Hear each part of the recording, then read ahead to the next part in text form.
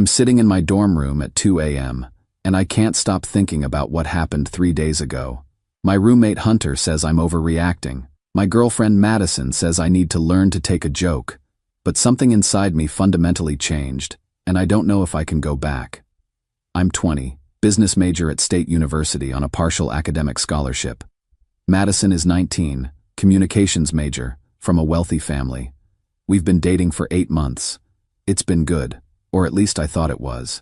She's outgoing, popular, always has something fun planned. I'm more low-key, working part-time at the campus library to cover expenses my scholarship doesn't handle. We seem to balance each other out. Madison is really into social media. TikTok, Instagram, YouTube. She's always filming something, always thinking about content. She has maybe 15,000 followers across platforms and talks constantly about wanting to be an influencer. I've been supportive. I've been in some of her videos, helped her set up shots, given her ideas. It never bothered me because I thought we were building something together. 3 days ago, we were supposed to meet for lunch between classes. I got to the campus cafe where we always meet, and she was already at our usual table. But something was wrong. She was sitting there with her arms crossed, face completely serious. No smile when I walked up. I sat down across from her. "Hey, everything okay?" She looked at me for a long moment, and her eyes were cold in a way I'd never seen before. "Tyler, we need to talk." My stomach dropped. Everyone knows what "we need to talk" means. I said, "Okay, what's up?" She took a deep breath, and I swear there were tears forming in her eyes. "I don't think this is working anymore.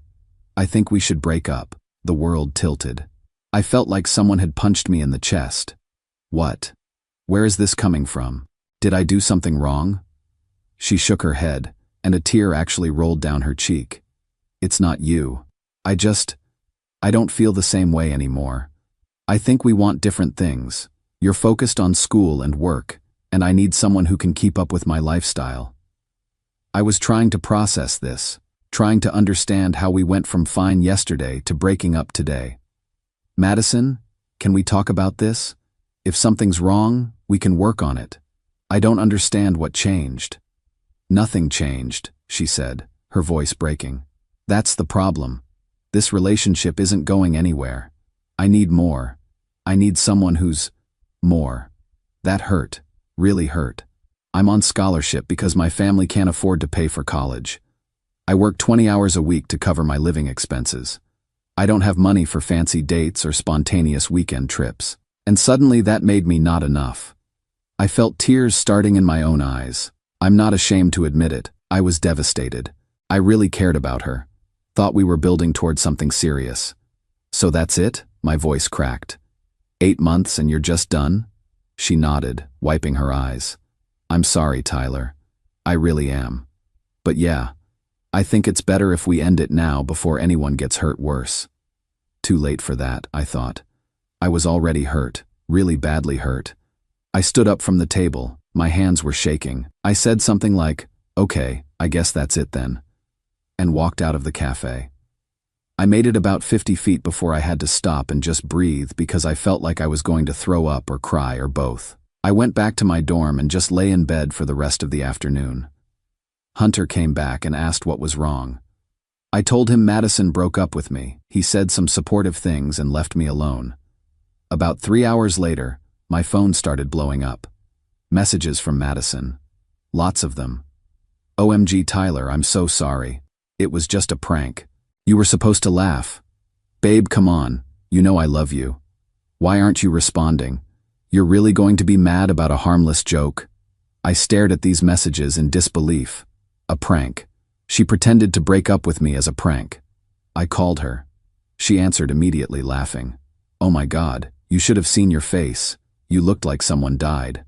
I couldn't speak for a second. When I did, my voice came out flat. "That wasn't funny." "Of course it was funny. Come on, Tyler, lighten up. It was just a joke. You're so serious all the time. You made me think our relationship was over. You cried. You told me I wasn't enough. But it wasn't real." She was still laughing. "That's what makes it funny. I didn't actually mean any of it. God, can you take a joke?" I told her I needed some space. She got annoyed, said I was being dramatic. that she was just trying to have fun. I hung up. That was 3 days ago. She's been texting constantly, sometimes apologizing, sometimes telling me I'm overreacting, sometimes trying to be sweet and romantic like nothing happened. But here's the thing. Something in me broke during that conversation. When I thought she was breaking up with me, I felt this devastating loss. But now, knowing it was a prank, I feel nothing. Not relieved. Not happy she wants to stay together. Just nothing. I keep thinking, what kind of person thinks it's funny to make someone they supposedly love feel that kind of pain? What kind of person films someone's emotional breakdown because Hunter told me he saw her phone was recording when he walked past the cafe for entertainment? Hunter says I should dump her.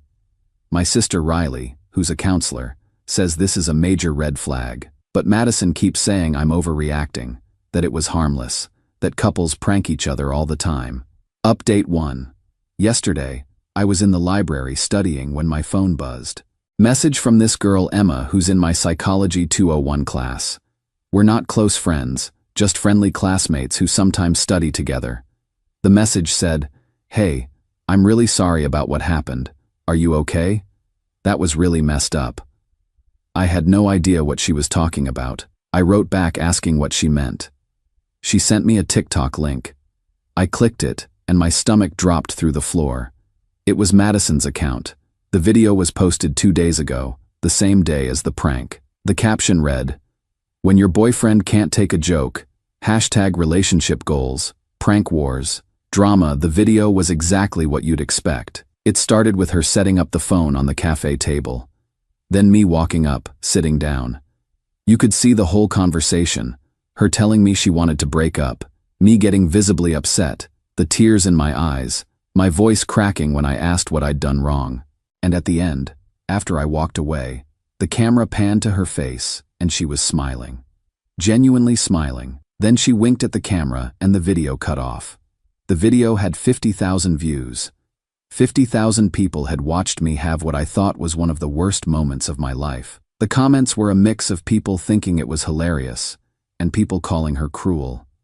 She'd responded to some of the comments defending herself, saying it was just for fun, and he got over it. Except I hadn't gotten over it, and now I knew why. Because it wasn't a spontaneous prank that went too far. It was premeditated. She'd set up her phone. She'd planned the whole thing specifically to film my reaction, to get content, to get views and likes and followers. I felt sick, physically sick. I ran to the bathroom and threw up. When I got back to my dorm, Hunter took one look at my face and asked what happened. I showed him the video. He watched it, his expression getting angrier with every second. "Dude," he said when it finished, "this is abuse. You know that, right? This is emotional abuse." I tried to argue that it was just a prank, but even as I said it, I knew it sounded hollow. Hunter pulled up his laptop and started showing me articles about emotional manipulation, about narcissistic behavior, about people who use relationships for social media content. "Look at this," he said, pointing at his screen. "Deliberate emotional manipulation. Using intimate moments for public entertainment without consent. Gaslighting you into thinking your normal emotional response is wrong. Tyler, this is textbook." I called my sister Riley. She's a year out of her psychology master's and works as a counselor at a high school. I told her everything, the prank, the video, Madison's reactions. There was a long silence on the phone. Then Riley said, "Tyler, I need you to listen to me carefully. What she did constitutes emotional abuse. The filming and posting without your consent is potentially harassment. You need to talk to someone at your university's counseling center. Today." I've never heard my sister sound that serious. She's usually laid back, joking around, but her voice was hard and professional. "And Tyler," she added, "you need to break up with her, not because of the prank, because of what the prank reveals about who she is as a person. People who love you don't treat your pain as entertainment." After we hung up, I sat on my bed for a while, just processing. Then I did something I should have done days ago. I looked through Madison's TikTok account properly. There were other videos. Not as dramatic as the breakup prank, but similar. One where she forgot my birthday and filmed me looking disappointed before revealing she'd actually planned a party. One where she told me my favorite shirt made me look bad and filmed me getting self-conscious before saying she was joking. One where she pretended to have lost my grandmother's ring I'd shown her. My grandmother had died 2 months before, and filmed me panicking before revealing she was kidding. Every single one had thousands of views. Every single one had comments from her followers talking about how funny her boyfriend's reactions were, how dramatic I was, how I needed to lighten up. I'd known she filmed content. I'd known she wanted to be an influencer. What I hadn't known was that I wasn't her boyfriend. I was her content. My emotions, my vulnerabilities, my pain, all of it was just material for her social media brand. I called Madison. She answered all excited. "Hey babe, did you see my video? It's doing so well. I told you it would be fun. Take it down." My voice came out cold and flat. I didn't recognize it as mine. "What?" She sounded confused. "Take down the video of me, now. I didn't consent to being filmed. I didn't consent to being posted online. Take it down." "Oh my God, Tyler. You're being so dramatic. It's just TikTok. Everyone pranks their boyfriends. I'm not everyone's boyfriend. I'm yours. Or I was. And you used my real emotions, my real pain, for entertainment. For views. You set up a camera and deliberately hurt me so you could film it. I didn't hurt you. It was a joke." "Madison," I cried. I actually cried. I thought I was losing you. And you were smiling at the camera. Silence. Then, "You're really going to break up with me over this? After everything?" "After everything." I couldn't believe what I was hearing. "After everything I've done? I supported your content. I helped you with ideas. I was in your videos when you asked. And this is how you repay me, by making me a public joke. You're just upset because the video shows you being emotional. You're embarrassed." "I'm upset because the person I trusted used my emotions against me. There's a difference." I hung up. Blocked her number. Blocked her on social media. Then I made an appointment with the campus counseling center for tomorrow. Hunter ordered pizza and we spent the evening just hanging out, not talking about it. But before I went to bed, he said something that stuck with me. "You know what healthy relationships look like? They don't involve one person being scared of the other person's pranks. They don't involve being filmed without consent. They don't involve your pain being someone else's entertainment." He was right. I know he was right. I just wish I'd seen it sooner. Update 2. I was in the student union studying when someone sat down across from me. I looked up and saw Cassidy Rhodes, Madison's best friend since freshman year. They're roommates.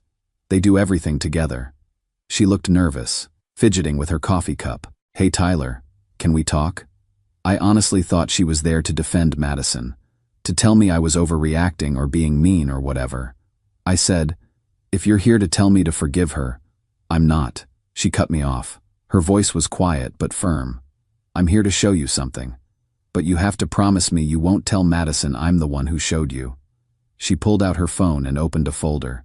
"Madison has been documenting you since the beginning of your relationship. Not just the TikTok stuff. Everything." She showed me video after video, photo after photo. Private moments I thought were just between us. Me talking about my family's financial struggles. Me opening up about my parents' divorce when I was a kid. Me crying after I didn't do well on an important exam. Me having a panic attack before a big presentation. All of it filmed, all of it saved in a private folder on Madison's phone labeled Tyler Content. I felt like I couldn't breathe. "Why are you showing me this?" Cassidy looked down at her coffee. "Because I'm done being complicit. I've been watching her do this for months, and telling myself it was her relationship, not my business. But after she posted that breakup video without your consent, after I saw how many people were calling her out and she just laughed it off."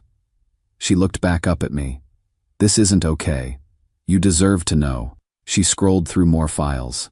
There were text conversations between Madison and her mom, where Madison complained about me being too boring, but said I was good practice for her content creation skills. There were messages between Madison and other influencer friends, talking about how to manufacture authentic moments with partners.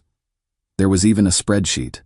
An actual spreadsheet tracking which types of prank videos got the most engagement, which of my emotional reactions performed best with her audience. I stared at this spreadsheet and something in me just broke. Not broke like before. Broke like a spell breaking. Like waking up from a nightmare.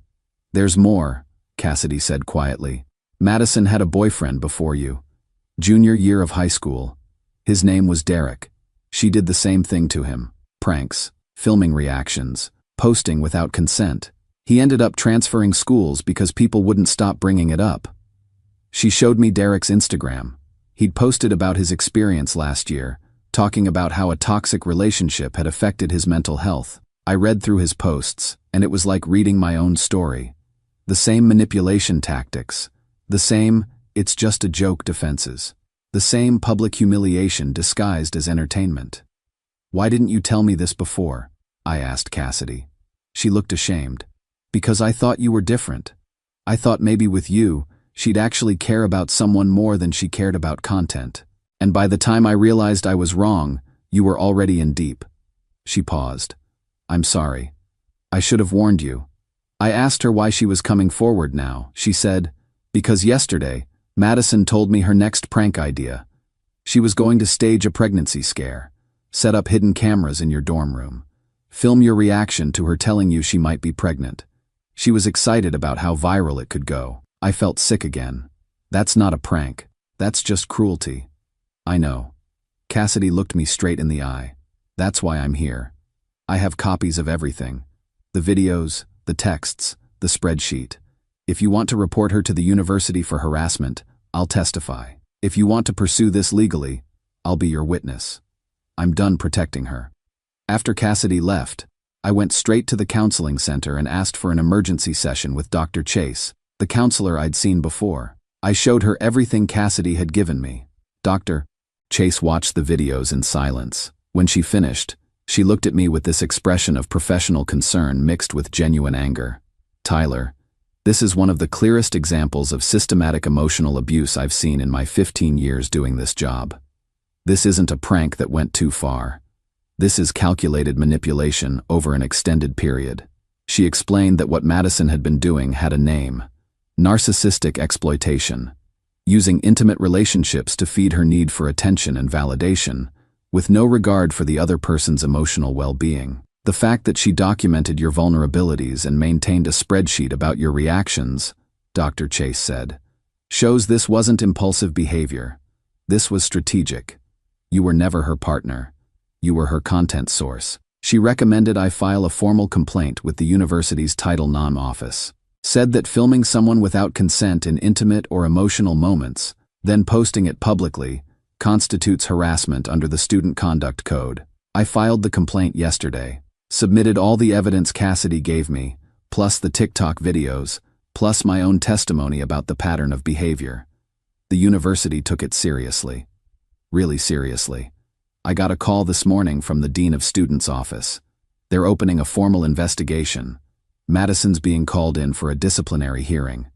If they find her in violation of the conduct code, she could face suspension or expulsion. Madison doesn't know yet. She's been trying to contact me through friends, through alternate social media accounts, even showed up at my dorm yesterday, but Hunter told her I wasn't there. She thinks I'm just being stubborn about the breakup. She has no idea what's coming. Final update. The university investigation moved fast once they saw the evidence. Cassidy's testimony, Derek's testimony, the documented pattern of behavior. It painted a clear picture. The disciplinary hearing happened 2 weeks after I filed the complaint. I had to testify. So did Cassidy.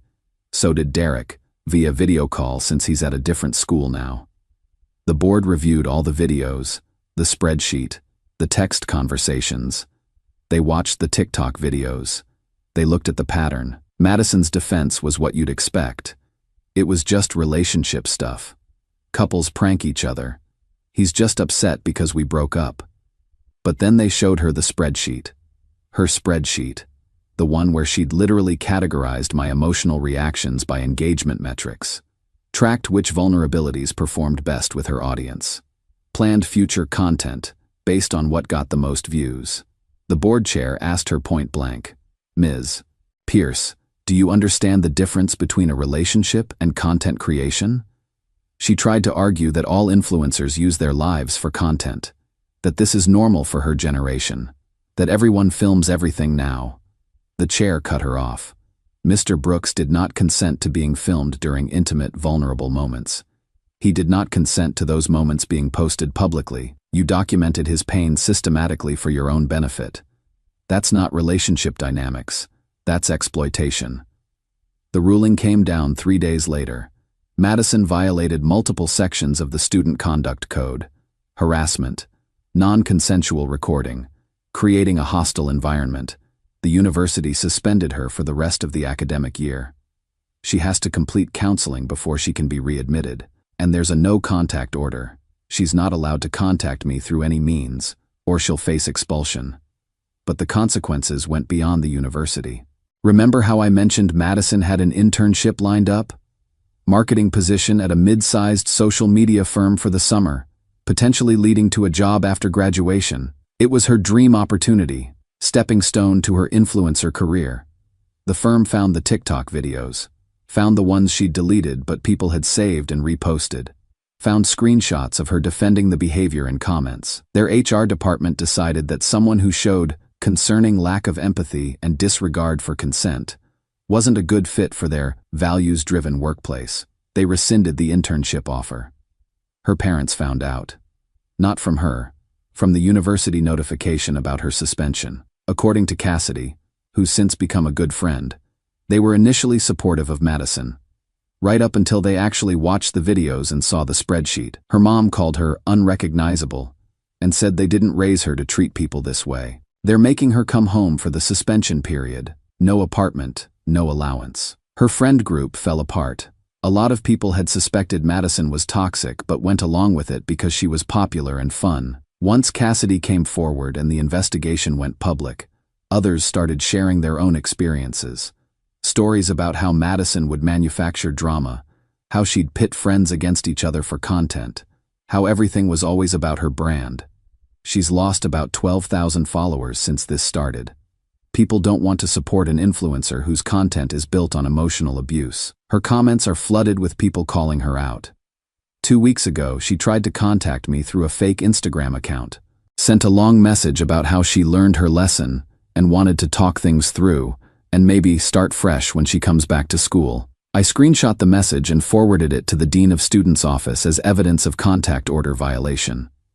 I also sent it to Dr. Chase, my counselor, who added it to my file documenting the pattern of behavior. The university added another semester to her suspension. As for me, I'm doing better than I thought I would be. The campus counseling center connected me with a support group for students who've experienced emotional abuse in relationships. Turns out I'm not alone. There's a whole group of us learning to recognize red flags and rebuild trust in ourselves. I've been seeing Dr. Chase weekly. She's helped me understand that what I experienced wasn't just a bad relationship. It was systematic exploitation. That the reason I felt so confused and guilty was because that's what manipulation does. It makes you doubt your own reality. About 3 weeks ago, I was studying in the library when Emma, the classmate who first sent me the TikTok link, sat down at my table. We started talking. Really talking. She told me she'd actually been wanting to ask me out for months but didn't because I was with Madison. We've been on 4 dates. Real dates where we talk about real things and laugh at real jokes and nobody's filming anybody without consent.